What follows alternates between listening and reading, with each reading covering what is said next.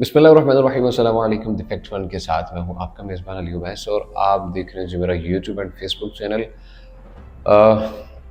एक इंतहाई अफसोसनाक वाक़या पेश आता है इस्लामाबाद में, जहाँ पर टिकटॉकर जिनका नाम बताया जाता है सना यूसुफ, चित्राल से उनका ताल्लुक़ है, लेकिन वो रह रही थी, इस वक्त रिहाइश पजीर थी इस्लामाबाद G13 सेक्टर में। वहाँ पर उनके घर के अंदर गुज़िश्ता रोज़ उनसे कत्ल कर दिया जाता है।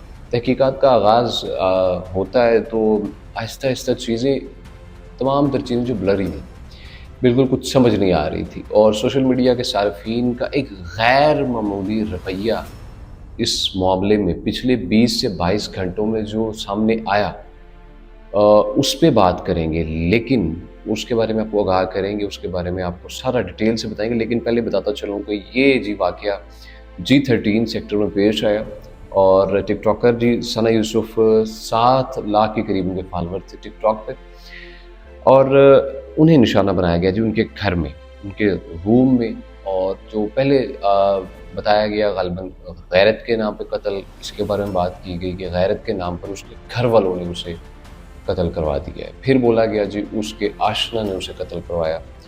एंड उसके बाद बहुत सी ऐसी बातें सामने आई जो कि दिल को तकलीफ़ देती रही। लेकिन इस्लामाबाद पुलिस की जानिब से जो कातिल है उसके बारे में बताया गया है जी। प्रेस कॉन्फ्रेंस की गई आईजी पुलिस इस्लामाबाद की जानिब से, उन्होंने बताया जी ये 22 साला शख्स है जिसने कत्ल किया है। 22 साला शख्स है, उसका ताल्लुक़ है फैसलाबाद से।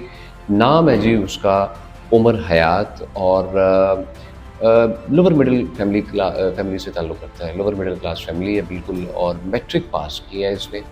कोई वेल सेटल्ड भी नहीं है, और माली तौर पर बहुत स्ट्रॉन्ग नहीं है, बस मुनासिब से है। और इसका नाम जो है पूरा उमर हयात है, और उर्फ़ काका के नाम से जो है, काका के नाम से मशहूर है। ये बेसिकली एड्स का जो है ना बिज़नेस करता है, एड्स चलाता है, किसी दूसरे इन्फ्लुएंसर्स की उनसे राब्ते में रहता है।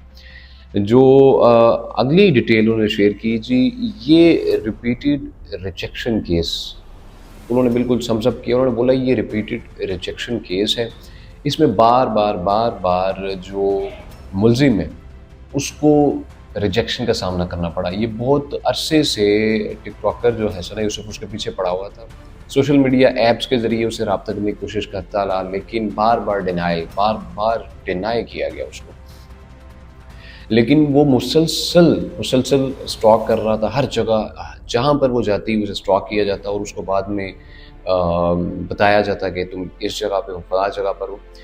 इसका मतलब है कि उसको ट्रैप करने की कोशिश की जाती। बच्ची थी, 17 साल बच्ची, क्या ही कितनी कूट समझ उसको हो सकती है। अगर आप वीडियोज़ भी देखें आपको अंदाज़ा हो जाएगा। Let's come to the point कि उसने जी सोशल मीडिया पे मुख्तलिफ़ तरीक़ों से उस तक रसाई हासिल करने की कोशिश की। इसी तरह 29 तारीख को उसकी सालगिरह थी, वहाँ पर भी तोहफ़े तहफ़ लेकर आया, लेकिन उससे मिलने से इनकार किया इस सना यूसुफ टिकटॉकर ने। उसके बाद होता ये है जी, 2 जून जिस दिन कत्ल किया, 2 जून को फैसलाबाद से ये एक रेंट पे एक गाड़ी लेता है। अब वो गाड़ी लेकर पहुँचते जी इस्लामाबाद, और चंद एक मालूमात से पता लगता है फॉर्च्यूनर गाड़ी थी जो कि रेंट पे ली गई थी। इस्लामाबाद पहुँचता है, और इसने 5-6 घंटे सना यूसुफ का इंतज़ार किया, लेकिन बार बार डिनायल, बार बार उसे जो है नहीं मिलने का इशारा मिल रहा था कि मिलना नहीं, मैं मुलाकात नहीं कर सकती, मेरे वालिदैन इस चीज़ की इजाज़त नहीं देते। उसके बाद भी 5 बजे के करीब ये आखिरकार इसने ये किया कि इसने घर की बेल जो है बजाई, और जैसे ही ये गया सीधा डायरेक्ट, इसको ये भी इल्म था, इस हद तक इसको इल्म था कि वो सेकंड फ्लोर में रहती है, वो इस तरीके से स्टॉक कर रहा था। वो पहुँचते ही सीधे उसके रूम में, और उससे कुछ तल्ख़ कलामी होती है, जिस पर उसको डायरेक्टली उसके सीने पर बुलेट जो है फायर करती जाती है। ये करता है तो वो वहाँ से भाग निकलता है। ये जो उनकी वालिदा है और जिन्होंने ये देखा वाक़या, उनकी तरफ से एफ़आईआर में ये सारी चीज़ें लिखवाई गई हैं। अच्छा, इसका जो मैं आपको बताता हूँ रिपीटेड रिजेक्शन केस क्या है। ये नॉर्मली कुछ ऐसे लोग हैं, ऐसे मामला होता है जिसमें बार बार आपको रिजेक्शन मिलती है, और आपकी जो ईगो है वो हर्ट होती है। वैसे लोगों की ईगो हर्ट होती है तो वो किसी भी हद तक जाने के लिए तैयार हो जाते हैं, बिल्कुल। वो किसी भी हद तक जाने के लिए तैयार हो जाते हैं। ऐसा ही हुआ इस केस में भी। उमर हयात नामी शख्स अपनी तमाम तर हदें जो है अबूर कर गया। मज़ीद तफसील जो है वो ये थी कि G13 सेक्टर है, वहाँ पर फर्स्ट फ्लोर पर इसका जो है मौजूद थी लड़की, और साथ में मोबाइल भी ले गया। पुलिस ने किस तरह पहुंची, एक तो उन्होंने जियो फेंसिंग की उस पूरे इलाके की, उस पूरे एरिए की, उसके अलावा उन्होंने 300 प्लस जो है कॉल रिकॉर्ड जो हैं उनको देखा, कॉल रिकॉर्ड्स को चेक किया, और उसके बाद उन्होंने मोबाइल की लोकेशन ट्रेस की। बिल्कुल लेटेस्ट टेक्नोलॉजी से मोबाइल की लोकेशन ट्रेस की। इवन के मोबाइल अगर बंद भी हो, लेटेस्ट मोबाइल्स में ये अपडेट है, अगर मोबाइल आप ऑफ भी कर दें फिर भी वो फाइंडेबल होता है। तो ऐसा ही किया गया। मोबाइल को लोकेशन में देखी गई तो फैसलाबाद में पाई गई। तो ये शख्स जो है इस तरीके से गिरफ्तार हुआ। 20 घंटों के अंदर अंदर पुलिस ने इस कदर तेज़ी से ये अल्हम्दुलिल्लाह इसको सॉर्ट आउट किया। बिल्कुल ब्राइंड मर्डर था, उसको सॉर्ट आउट इस तरीके से किया गया। वो इवन के पीछे ये भी क्लू छोड़ के नहीं था गया कि मोबाइल फ़ोन भी साथ ले गया था कि तमाम तर जो पहलू थे कत्ल से रिलेटेड वारदात को छुपाया जा सके। इस वक्त तो पुलिस की हिरासत में इस्लामाबाद लाया जा चुका है उसे, और इंशाल्लाह उसे आज सुबह इंशाल्लाह उसे अदालत में पेश किया जाएगा। ये मुकदमा इंशाल्लाह चलेगा और इसको सख्त से सख्त सज़ा देनी लाजमी है।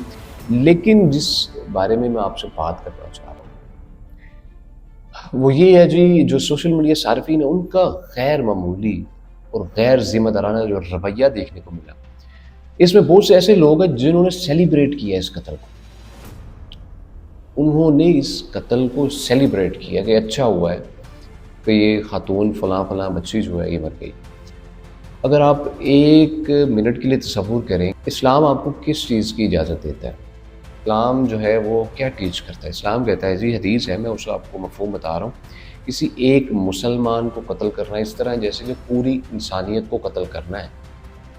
वो मुस्लिम थी, ऑब्वियसली मुस्लिम थी, और इस्लाम किसी भी, इवन इस्लाम ये भी कहता है जब इस्लामिक टेरिटरी में कोई गैर मुस्लिम रह रहा है उसकी जान, माल और इज़्ज़त की हिफाजत मुसलमानों पर फ़र्ज़ है। गैर मुस्लिम की बात हो रही है, मैं मुसलमान की बात नहीं कर रहा, गैर मुस्लिम की बात कर रहा हूँ। अगर इस्लामिक टेरिटरी में वो मौजूद है तो उसकी हिफाजत मुसलमान के ज़िम्मे है, उसकी जान की, उसके माल की, उसकी इज़्ज़त की। तो आप किस तरीके से इसको डिफेंड कर सकते हैं, सेलिब्रेट कर सकते हैं? आप में कुछ हमदर्दी, कुछ इंसानियत बाकी है या नहीं है, ये सवाल है सिंपल सा। अगर उसके बाद चले हम जी, पहले कहा गया आशना का ताल्लुक़ था, आशना का मामला था, इज़्ज़त को उछाला गया। एक तो कोई फैमिली ऑलरेडी, उनकी फैमिली बहुत ज़्यादा तकलीफ़ से गुजर रही, और ऊपर से आप क्या कर रहे हैं जी, आप नमक, उनके ज़ख्मों पर नमक छिड़क रहे हैं, उनको मज़ीद तकलीफ़ में मुब्तला कर रहे हैं। ये बिल्कुल सरासर बीमार सोसाइटी का रवैया है। हमें खुद को एजुकेट करना चाहिए इन मामलात के बारे में। किसी के दुख को अपना दुख समझना चाहिए।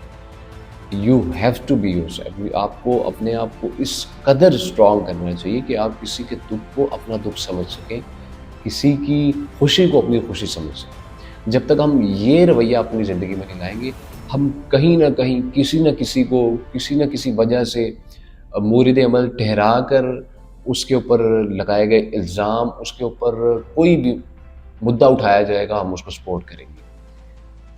फैक्ट एंड फिगर्स पे बात नहीं करेंगे, बल्कि हम जो बातचीत ज़ुबान ज़द-ए-आम होगी उसके पीछे लग कर हम कोई भी बयानियाँ बिल्ड कर सकते हैं।